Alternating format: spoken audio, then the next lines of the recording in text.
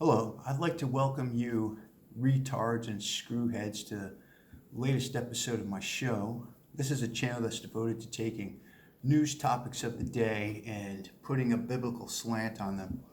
So, let's get started. Mayorkas was on Neil Cavuto today, and the issue of the border came up. And I guess Senile Joe is going to start cracking down on the southern border. You know, it's a little too late now. I mean, since he's let millions of people through. But it occurred to me, like, why do these people encourage an open border? Why would you want to destroy America? Because that's what an open border does. It completely destroys your country. What is their thinking? I mean, you tell me. I can't figure it out. There's got to be some type of money issue involved. For instance, you know, the rich American capitalists love cheap labor, right?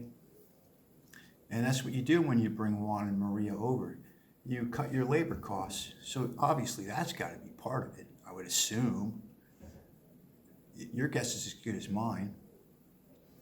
And what else? Why else would they want to destroy the country? Besides that, some people say, well, they get more Democratic voters. And perhaps that's true. That could be the case. I don't know, again. I think there's something more to it than that. My guess is that it's in their subconscious. They don't even know they're doing it. And they do it for self-preservation. Imagine this. Think of it this way. You're a rich fat cat. You have children, you have your progeny, your offspring. What is the greatest threat to these children? Is it Juan and Maria from south of the border? No, of course not. They're dirt poor. Is it some kid living in a housing project in Chicago? No. Your biggest threat is the middle class. Those are the guys, those are the kids that can bump your kids out of their spot in Harvard, their future spot in Harvard, right? They have a work ethic, the children of the middle class. They're somewhat well educated. I mean, at least they have a chance to become educated. That's your main competition, is the middle class. So instinctively, like a lion killing a hyena, you're going to try your best to get rid of the competition.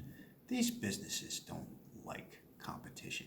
Don't let anybody fool you. They're always got their hands out for the government cheese, just as much as any welfare witch, right? Let's go back to the big financial crisis in 2007 when they all had their hands out. Oh, you better pay us. You better give us our money, or we're going to end up in a state of martial law, right? Give us our money, give us our $1 trillion. Anyway, that's what I think. I think it's instinctive, and they say, how can I secure this wealth for generations down the line? What can I do to get rid of the middle class? Sort of have a neo-feudalism, right? A neo-feudalism. That just means a new feudalism. I just say neo because it makes me sound a lot smarter than I actually am. I'm actually a retard. But sometimes I can sound smart. And that's what I truly believe. Now let's put a biblical slant on this, shall we? You're going to meet these, libtards. The church is filled with libtards. And what libtards love to do is they cherry pick.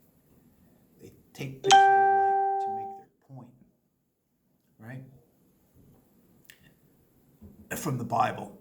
So they'll say, well, you got to look after foreigners, and you got to care for them, and you got to be nice to them, and blah, blah, blah.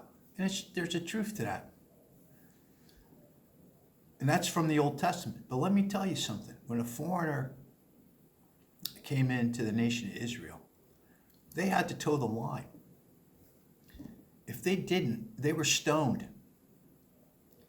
flat out stoned. You couldn't come into the nation of Israel and just act any way you wanted. And that was a no-go. You couldn't go into the presence of the temple, right, as a foreigner. There was a special place for you and the women. You didn't have access to the whole temple if you were a foreigner, you know? And it was a constant struggle in Israel between the foreigners and the Israelites, because what happened, these foreigners had their own gods, and they convinced the Israelites, some of them, to start worshiping their gods.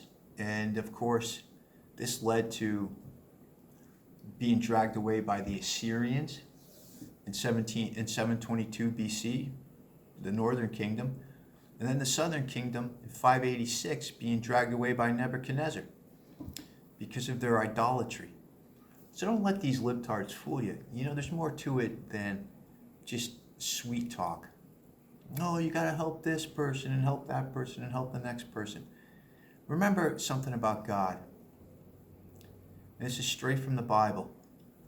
In Noah's time, some people say there were millions of inhabitants on the earth, some theologians, and some say up to 7 billion.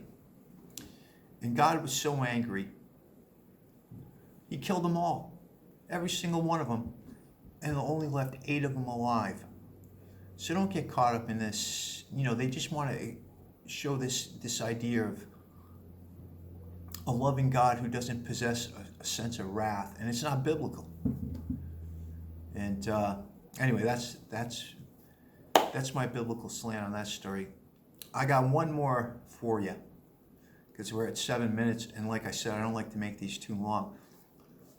Hunter is currently on trial, and let me tell you, the hits just keep coming. I never knew this. I knew some of it. Hunter had a brother named Bo, and Bo died of cancer. And this disgusting senile old goat named what's his name? That senile, Joe Biden. I temporarily lost my mind there. Tells everyone that Bo died in Iraq, but he didn't. He died of cancer. And and after he died of cancer, Hunter and Bo's widow got together as a couple, you know, real incestuous kind of stuff there. And then at the trial, it comes out that they were smoking crack together, you know, doing drugs together. It's a real crap show, you know.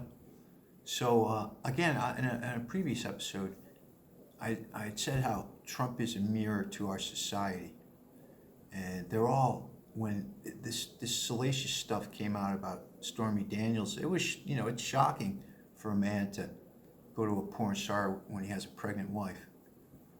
It's terrible, but it's not as bad as having sex with your sister-in-law while you're smoking crack together. Again, it's that mirror. He's bad, Trump, but society's even worse. You know, and let's put a biblical slant to it before I go. Again, I mentioned this before. Let's think of King Herod having sex with his brother's wife, Herodias. Herod and Herodias, the two extremely naughty people in the Bible. And let's think of this pig Herod and Herod Antipas, I believe. And Herodias' daughter Salome, and how he watched her sexy dance and promised her up to half his kingdom. And what did she say? Bring me the head of John the Baptist. And guess what? Herod did it. Cut off poor John's head. Debauchery. I guess that's the word. Pure debauchery. Pure debauchery. And we're seeing it again today in our society. It's always been there, right? No big surprise. We're all guilty of it on some level. Anyway, that is my video post of the day, and I wish you all a wonderful afternoon or evening wherever you are. I'm in Asia, so for you guys it's going to be the dead of night by the time this is or the early morning hours by the time this is posted. Anyway, God bless you, and bye-bye.